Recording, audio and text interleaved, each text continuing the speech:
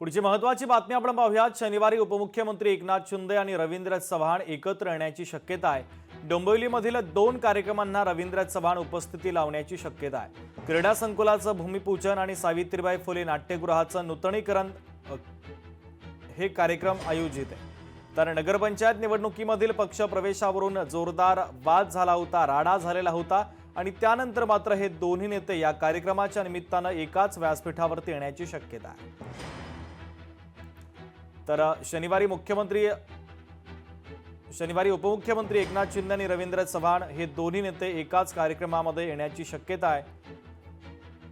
निवडणुकीच्या आधी 2 पक्षांमध्ये बराच गोंधळ देखील पाहायला मिळालेला होता। अनेक आरोप प्रत्यारोप देखील झालेले होते।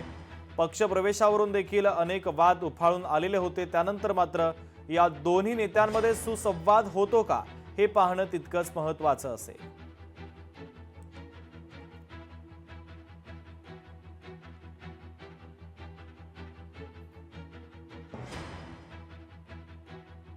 माननीय उपमुख्यमंत्री एकनाथ शिंदे साहेब यांच्या हस्ते डोंबिवलीमध्ये सावळाराम क्रीडा संकुलामध्येचं भूमिपूजन आहे।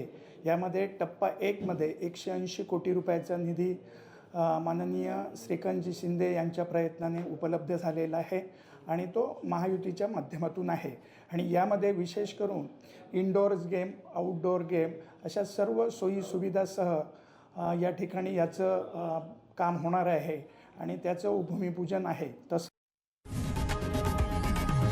लोकशाही मराठी ऐका, पहा, जागरूक रहा।